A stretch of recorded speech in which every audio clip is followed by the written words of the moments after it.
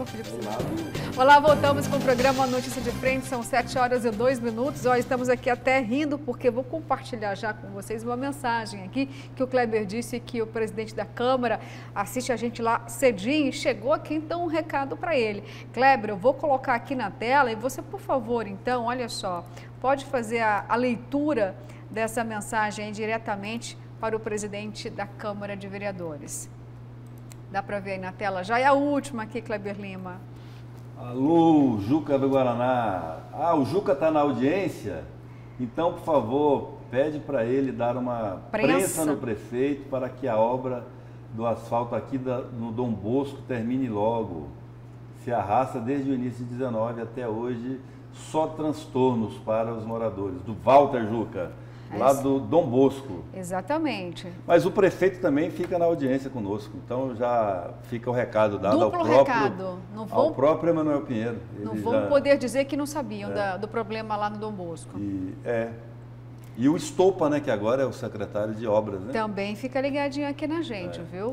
Bom, vamos então falar novamente, já falando do prefeito, né, Emanuel Pinheiro, vamos mostrar então como que foi esse retorno às aulas na rede municipal de ensino. Prometi aqui que o Daniel Santos iria retornar para mostrar para a gente tudo aquilo que ele pôde observar lá de prática com o protocolo de biossegurança para proteger a saúde dos alunos, dos professores, de todos os profissionais da educação municipal. Daniel Santos, já temos você novamente para dizer aí o que foi que você observou, de fato, de toda aquela lista, né, de elementos do protocolo de biossegurança, o que está valendo aí, pelo menos nessa unidade que você está. Conta tudo para a gente.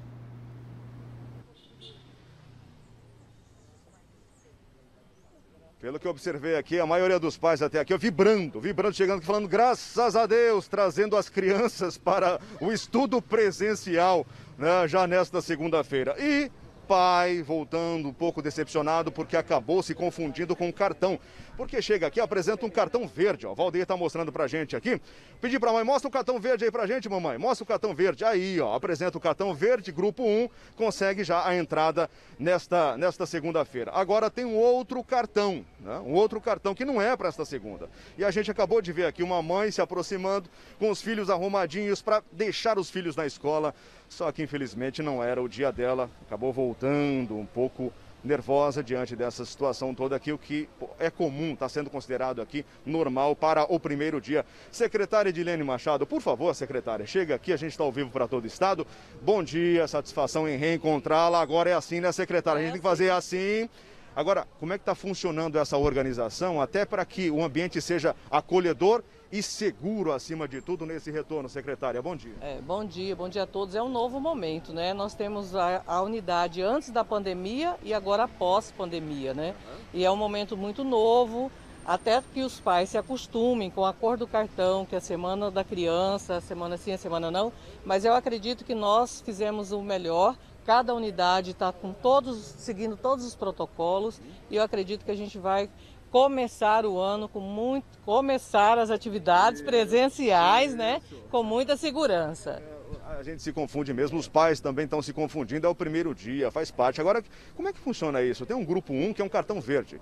E tem um grupo 2? Cada escola criou uma sistemática. Alguns criaram os cartões, outros criaram outros objetos que identifiquem o grupo, né? Essa unidade, ela criou o cartão. Ela criou o cartão do grupo 1, que é o grupo verde, e o grupo amarelo, que é o grupo 2. Então, essa primeira semana é o grupo 1. A semana que vem é o grupo 2. Existem unidades que vão funcionar assim, dia sim, dia não, tá? E todas as crianças de 0 a 5 anos, é semana sim, semana não. Certo. Secretária, agora a gente vai mostrar ali ao vivo como é que está funcionando toda essa questão de biossegurança. Você pode nos acompanhar, por favor? Só pedir para a direção da escola que eles estão cobrando aqui, até por questão de segurança. A Luciana, quem está nos acompanhando no A Notícia de Frente, a gente manter distância das crianças, manter o distanciamento aqui necessário nesse instante. Mostra para a gente aqui, secretária, ao vivo. Mostra para nós ali, ó. A criança está entrando. Primeiro passo, chegou aqui na escola. Mostra aqui, Valdeir. Primeiro passo, para a gente seguir em ordem. Isso, vamos lá. A criança vai passar pela aferição da temperatura, né? Aí ela vai passar aqui pelo tapete sanitizante. Ok, o tapete agora. Aferiu ali, segue, passa aqui. Isso, vamos lá.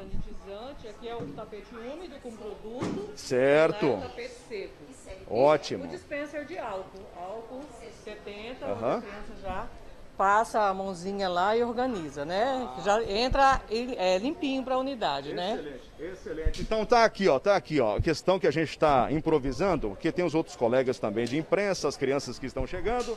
Olha lá, olha aí, gente, ó. Tapete, seca o pezinho, já indica ali o álcool em gel e em seguida esse gurizão estará preparado para seguir para a sala de aula. Aí, ó, vai pegando o jeito, vai se enquadrando aos poucos, secretária, e assim segue todo o procedimento. Assim segue o procedimento, eu acredito que vai dar certo, é uma nova era para a educação no mundo inteiro e Cuiabá com certeza vai fazer isso com muita classe, com muita categoria. Tá bom, obrigado, secretária. Enquanto isso, mãe, está um pouco mais tranquila com o retorno à sala de aula do filho? Não, obrigada. Não quer falar, né? Não quer falar? Tá tranquila.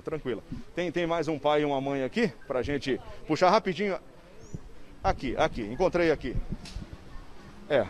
O nosso cabo deixa a gente um pouco limitado aqui nessa situação, mas a imagem é essa, gente. Em resumo, é isso aqui, né?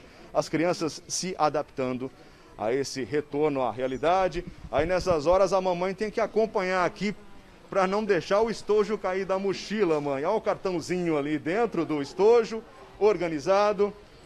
Aí vem o momento, né, de se despedir aqui do filhão. Cadê o beijo? Aê!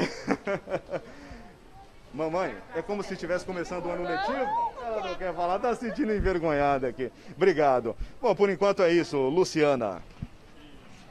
Não sei se você ainda está com a secretária aí ao seu lado, mas eu tenho uma pergunta importante, viu?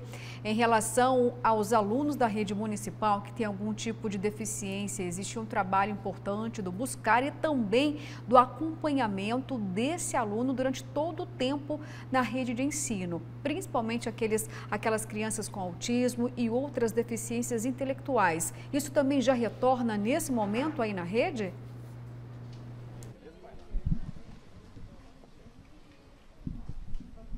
Secretária, a pergunta da Luciana é sobre crianças com algum tipo de deficiência, questão de mobilidade, esse trabalho específico com essas crianças também.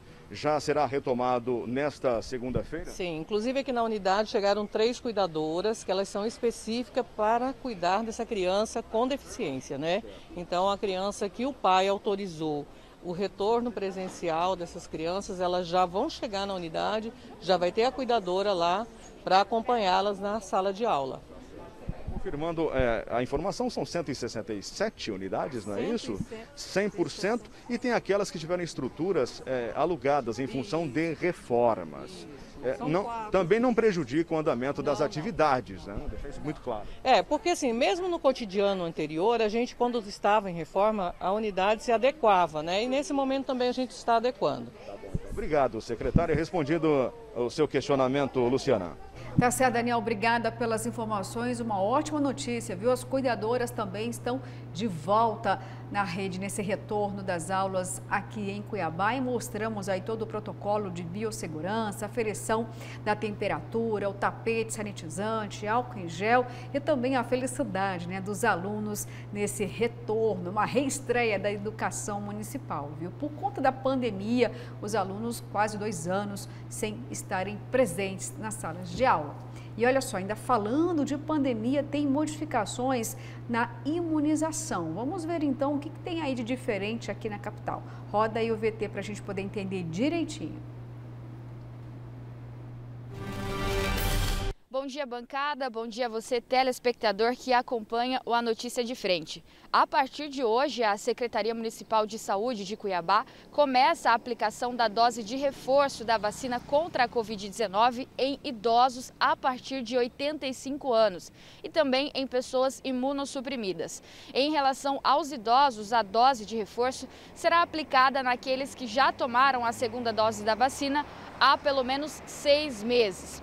Já em relação às pessoas imunossuprimidas, terão direito à vacina aquelas que já tomaram a segunda dose há pelo menos 28 dias. É importante que se atentem ao cadastro no site e também que levem a caderneta de vacinação no dia de receber a dose de reforço. A capital começa hoje também o cadastro para adolescentes entre 12 e 17 anos. Seguindo uma determinação do Ministério da Saúde, a vacina disponibilizada será a Pfizer. E a Secretaria de Saúde de Cuiabá deve seguir também a prioridade que foi definida pelo Ministério da Saúde. Dessa forma, serão vacinados primeiro aqueles adolescentes que têm algum tipo de doença, as grávidas, puérperas e lactantes, adolescentes com deficiência permanente e também com comorbidades. Em seguida, a prioridade vai ser para adolescentes de 12 a 17 anos privados de liberdade.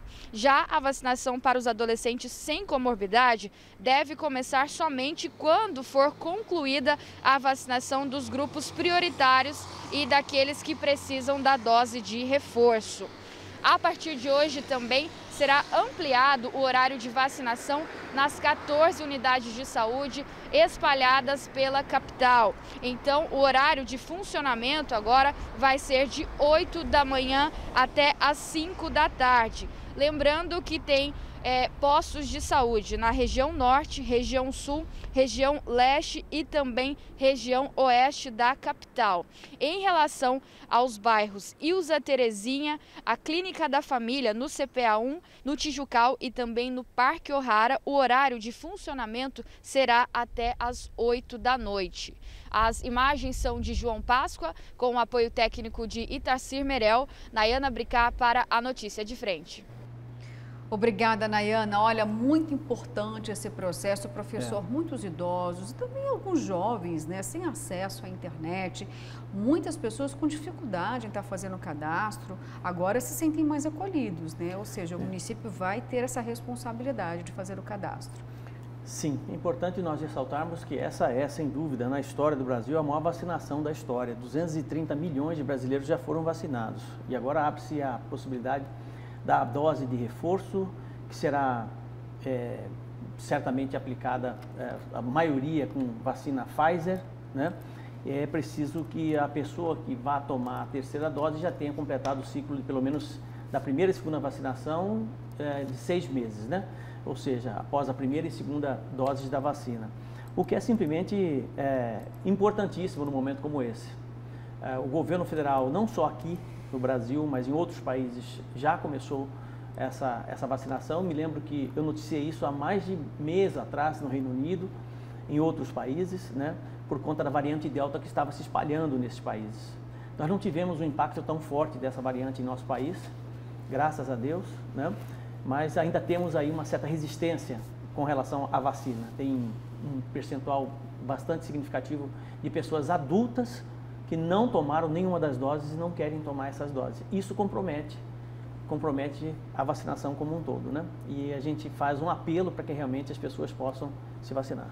Obrigada, professor. Bom, Kleber Lima, a prefeitura fazendo o seu dever, né? Ampliando aí toda essa prestação de serviço para não deixar ninguém de fora. As prefeituras e os governos dos estados, né, fizeram o trabalho deles direitinho. Cuiabá deu umas lencadas no começo da pandemia, mas depois acertou o ritmo também. E a pandemia está em declínio, né? Graças a Deus. Então, a gente já começa a vislumbrar aí uma volta à normalidade para breve, né? Se Deus quiser, para a gente poder viver esse novo normal aí, como todo mundo preconiza. E esse novo normal significa que alguns hábitos que nós adquirimos durante a pandemia terão que continuar, né, Luciana? Foram feitas algumas descobertas, como o teletrabalho, como a necessidade de higienização das mãos, como a evitar aglomeração desnecessária. São hábitos assim, saudáveis que a gente pode incorporar, deve incorporar daqui para frente, para evitar novas pandemias aí no futuro, né? Com certeza. Agora, quando vir a palavra pandemia, surto, vamos ter um outro tipo de reação, posicionamento.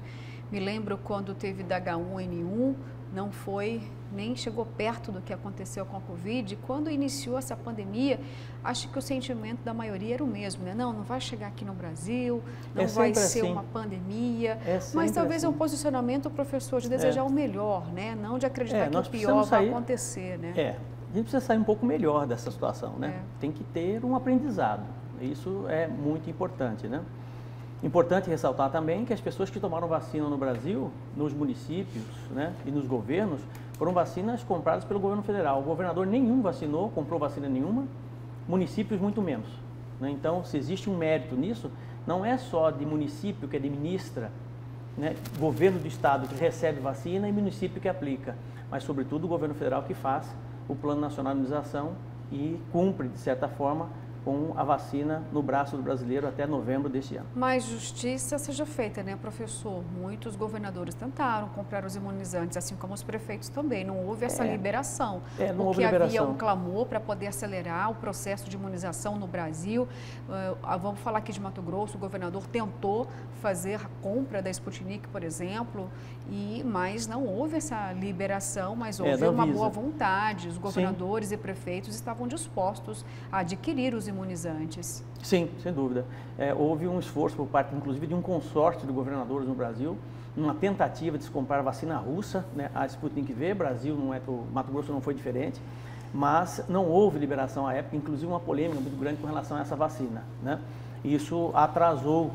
Eu particularmente acho, Luciana, já que você puxou o assunto, que nós deveríamos ter tido uma certa celeridade por parte da Anvisa no sentido de liberação de vacinas, né, das farmacêuticas, para que os governos pudessem ter comprado, né, e a vacina já tivesse entrado, inclusive, na iniciativa privada, sabe? Né, para muitas pessoas não ficar esperando a vacina pública pelo SUS, mas que tem condições financeiras de comprar a vacina mesmo, ir lá numa farmácia, comprar vacina, tomar vacina, que eu acho que liberaria, de certa forma, um volume consistente de vacina para as pessoas mais pobres e vulneráveis. Mas isso não ocorreu.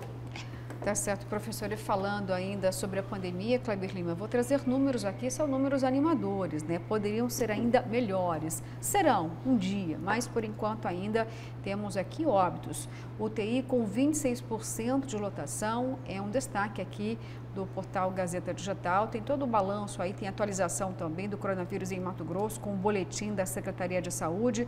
Nós temos aqui, então, 4 mortes decorrentes de contaminação pelo novo coronavírus nas últimas horas. Com a quantia de óbitos, o estado registra 13.769 vidas perdidas para a Covid-19. E a taxa de ocupação, no momento, está em 26%. Percentual bem menor do que nos últimos meses e continua caindo. É um número muito animador, graças a Deus, é isso que a gente quer. Queremos zerar, inclusive, né, esse percentual aí de taxa de ocupação. Estamos batalhando, então, todo mundo está fazendo a sua parte aí. E olha só, tem um outro registro aqui que entre os mortos pela doença nas últimas 24 horas, 3 homens e 1 mulher, com idades entre 49 e 79 anos. Assusta, né? Toda morte aqui nós lamentamos, mas principalmente quando tem uma faixa etária mais jovem, realmente causa um certo pânico, né? Uma comoção ainda maior. Kleber Lima, nós estamos falando aqui antes de chamar os números, né, dessa tentativa dos gestores estaduais e municipais também adquirirem os imunizantes. Houve praticamente quase uma guerra deflagrada por conta disso. O setor privado não conseguiu comprar, os municípios não, os governadores não. Se isso tivesse sido uma realidade, talvez os números tivessem sido menores, os números, né, de agravos. Olha, Luciana, o governo federal, no início da pandemia, defendia a tese da imunidade de rebanho. Sabe que tinha que morrer uma certa quantidade de pessoas mesmo, de contaminar uma quantidade de pessoas para proteger as demais. Isso era quase que uma política oficial no Brasil, né?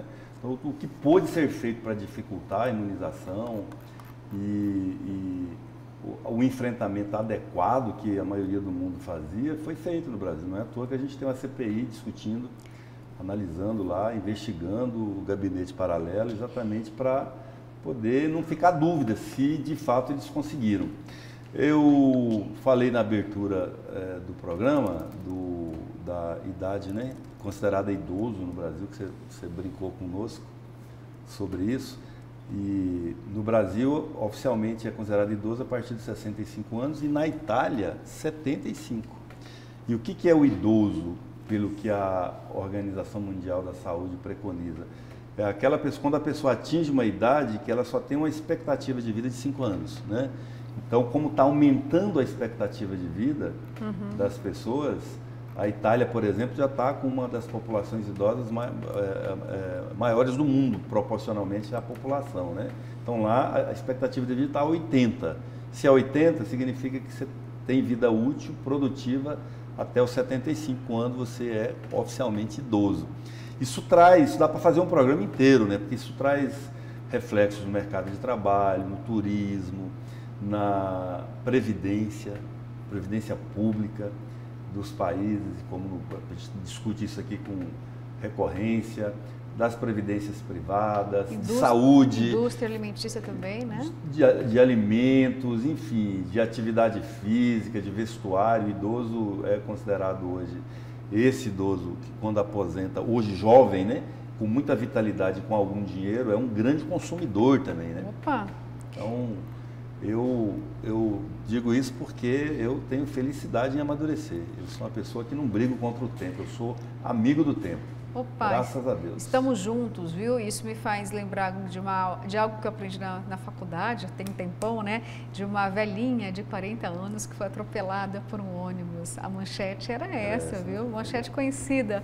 Uma velhinha, professor de 40 anos, morre vítima de um acidente. Eu vou ler só aqui trazer uma informação. Tem um amigo, que ele deve estar com 78, 79 anos, né? Gente boa demais, só que ele é um ariano, comete sincericídio o tempo todo. E ele diz assim, eu falo assim, poxa, pelo menos você está na melhor idade. Eu falo, melhor idade nada, rapaz, é dor para todo lado, não tem o que fazer, entendeu? Tá certo, professor. Melhor idade. Gente, falando aqui da melhor idade, vamos falar então, olha, de vigor, de futebol, é isso mesmo, viu? Porque 6 jogos... sem derrotas, eu estou falando do Cuiabá, claro, Cuiabá empata em 0-0 com o Atlético, o Dourado aumenta série invicta no Brasileirão. O Cuiabá e o Atlético, eles empataram um jogo sem gols na noite deste domingo no estádio Antônio Ascioli, em Goiânia, pela 22ª rodada do Campeonato Brasileiro. Com o resultado, o Cuiabá aumenta sua sequência de invencibilidade no Brasileirão e agora contabiliza 6 jogos sem derrotas, hein? Tudo bem, não era o placar que a gente desejava, mas tudo bem, foi um empate aí, né? É o Atlético Goianiense, tá bom? Então, o Cuiabá empatou aí, ficou no 0-0 com o Atlético Goianiense. E agora, gente, olha só, professor, só para finalizar, que eu estava brincando com a idade aqui, eu tenho muitos projetos agora de ficar saradão. Saradão não é de ficar forte não, viu? Saradão é de não ter mais dor nas costas, nas pernas, nos braços. Brincadeira, viu, gente? Mas é isso aí, olha, todo mundo que é idoso se aproxima da idade avançada, muita saúde. Olha só, pois é, gente, tem uma notícia aqui que eu vou ficar muito triste, eu não queria encerrar assim, mas eu preciso comunicar, viu? É com muita tristeza, tá? Que eu informo que acabou de falecer o radialista Paulo Sérgio Cardoso, aliás, faleceu ontem por volta de 10 horas da noite, temos imagens aí, é o radialista Paulo Sérgio Cardoso, há quase 6 estava em estado semi-vegetativo, viu? O velório vai acontecer na Capela da Parques, no CPA 2, daqui a pouquinho começa, às 9 horas da manhã. E o radialista, o Paulo Sérgio, trabalhou muitos anos aqui no Grupo Gazeta. E ele é irmão, sabe de quem? Do Mortadela. Pois é, nossos sentimentos aqui, infelizmente, com muita dor no coração, viu? Que o radialista da CBN Cuiabá trabalhou por muitos anos aqui, com um desempenho brilhante, um grande nome, né, do rádio mato-grossense. Infelizmente, olha, nossos sentimentos. E eu vou terminar aqui, viu, gente, a edição de hoje com essa triste notícia e, mais uma vez, nossos sentimentos aí aos familiares e aos fãs do radialista Paulo Sérgio Cardoso. Que Deus o acolha e traga conformação e consolação aos familiares. Que assim seja. Bom dia a todos. Bom dia.